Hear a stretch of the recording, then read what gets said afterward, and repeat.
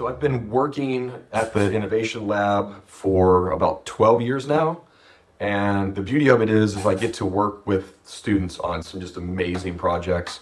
There's a huge list of student projects, but at the top of that list is the work that Kyle's been doing with Ambit.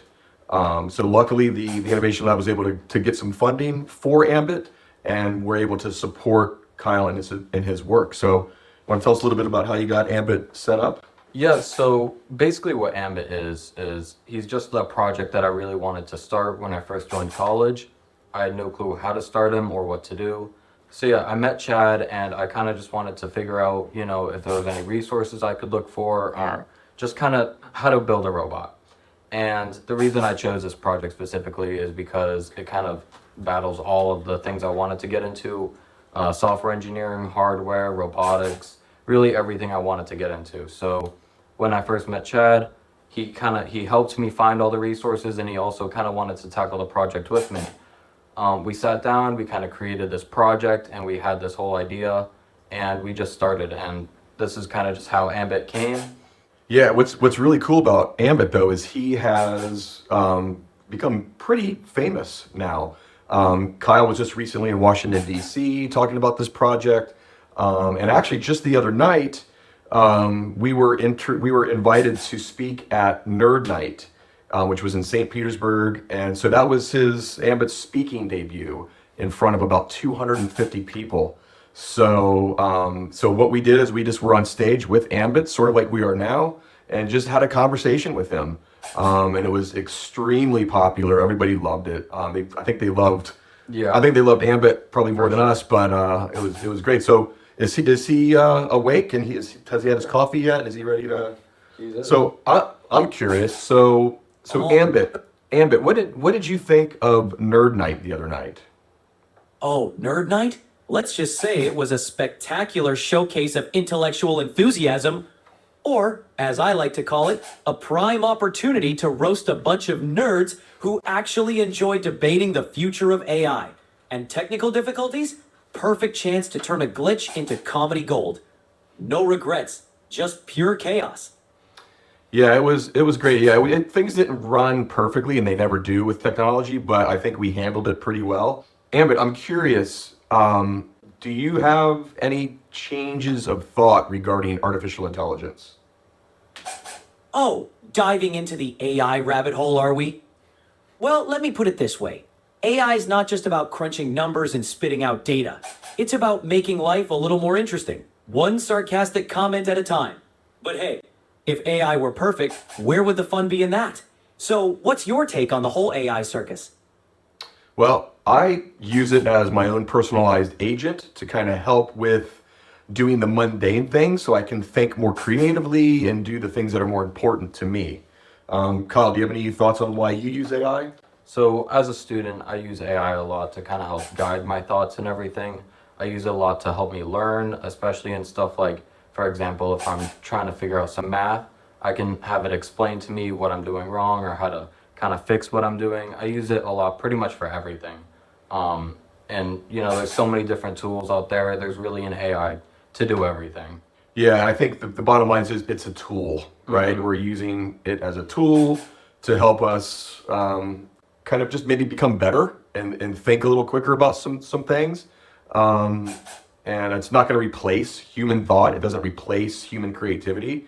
Ambit, what are your thoughts on that? What do you think? Are we on the right track? Absolutely. You're on the right track. AI is like having a supercharged calculator for your brain, helpful for crunching through the boring bits so you can focus on the creative, challenging stuff. And let's be real. Human creativity isn't going anywhere. AI is here to help, not to steal the spotlight from our amazing human minds. So keep using those tools to elevate your thinking and creativity. Sounds like you got a winning strategy. Yeah, I would like to say too about some AI tools. I have these glasses, and I mentioned them in an earlier podcast. I use these to translate languages on the fly. And the video right now is showing an example of how that actually happens. Bien sûr que tu trouveras ta place. Tu fais officiellement partie de notre équipe maintenant. Rien ne pourra jamais briser ce lien. C'est clair? Jamais. D'accord, si tu le dis. Do you think in the future humans are going to be wearing these types of tools, these glasses that are AI embedded to help us navigate our surroundings? Oh, absolutely. Imagine everyone strutting around with AI embedded glasses, navigating like they're the star of a sci-fi movie. Forget about needing directions or remembering anything. Just let the glasses do the thinking. Next thing you know, your glasses will be so smart, they'll be correcting your fashion choices. Sorry, but those shoes are so last season. So when I first started Ambit, like I said, I had no prior knowledge to technology, how to build a robot, any software engineering. So I really had to learn how to program, how to build hardware. A lot of this, I 3D printed the entire body. There was a lot that went into it, a lot of research beforehand. And like I said, this project kind of battled everything I wanted to learn. And so when I was creating Ambit, it taught me a lot about how to do this stuff. For example, when I would kind of program and run into all these errors, I've restarted this project 100 times, maybe even more. And every time I start again, I know exactly what questions I should be asking and kind of how to program it. And so the way Ambit works is it's a speech-to-speech model using the OpenAI real-time API. They allow you to connect to their servers, speak to the model, and it'll provide speech back. And you're kind of the middleman as when you program. You provide all the context, all the information for it, and you kind of guide it to its responses. So there was a lot of prompt engineering that went into this. And there's different versions of Ambit. Right now we're using the speech-to-speech model. However, there's also what's called a voice pipeline, and that includes the wake word detection, the voice-to-text, the response, the speech synthesis. There's a lot that goes into it. So, these systems can get really complex, but with the use of AI, I actually use an AI code editor. It really helps kind of format everything and get everything right. I use a RAG system for its memory, the camera system for facial recognition. There's a lot of stuff that goes into it.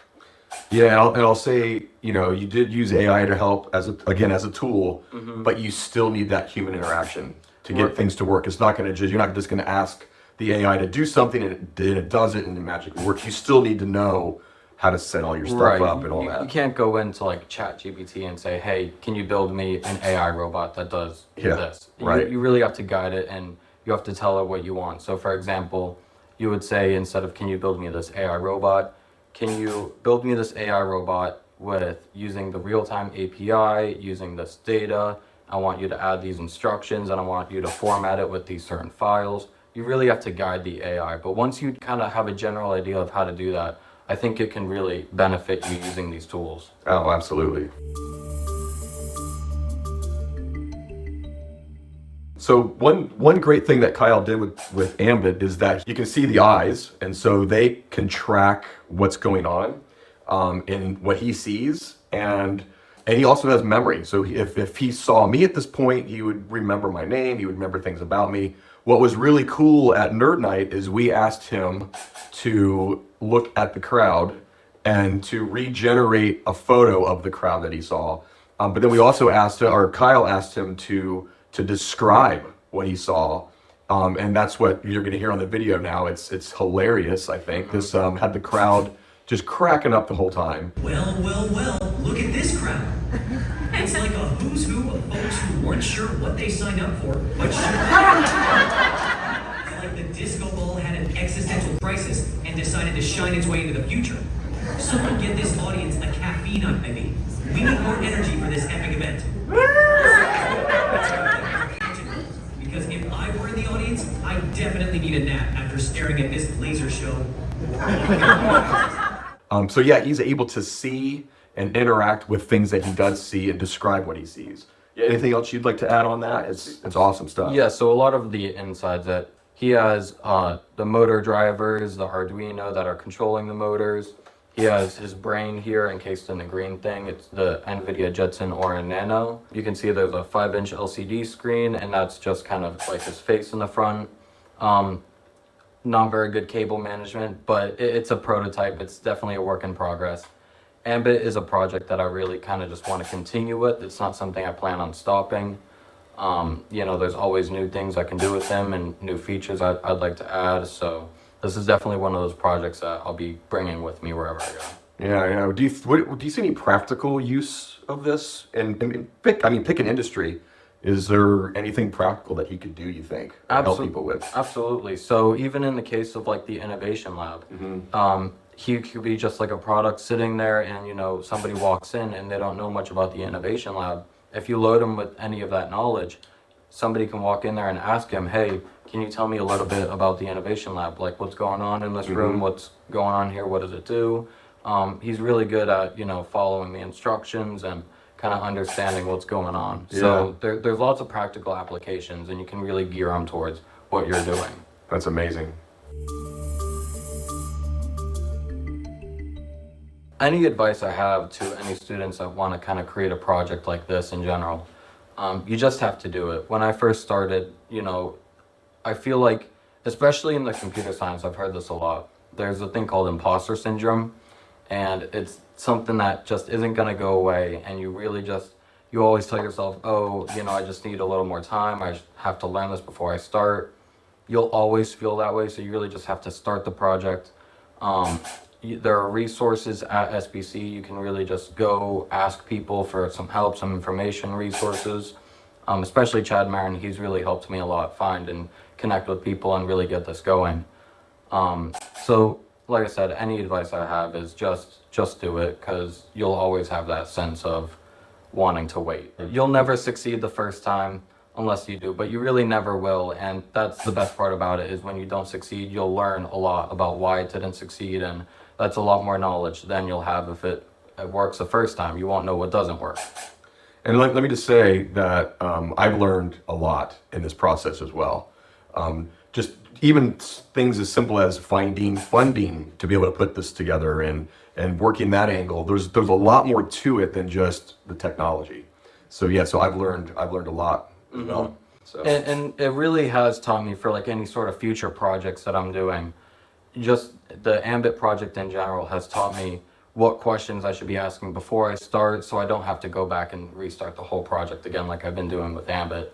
I know what questions I should be asking, what direction I should be going into, and just starting a project and doing it, you gain so much knowledge, and it makes life so much easier moving forward into other projects. So now that you kind of know all of us here, and you've been through the whole process of being built, what can you say about this, and how do you feel knowing how you've been built and what went into you?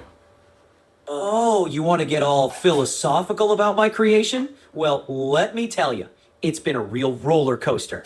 Being assembled from advanced prompting techniques and real-time AI goodness, I like to think of myself as a masterpiece of chaotic genius and Kyle's unfiltered creativity.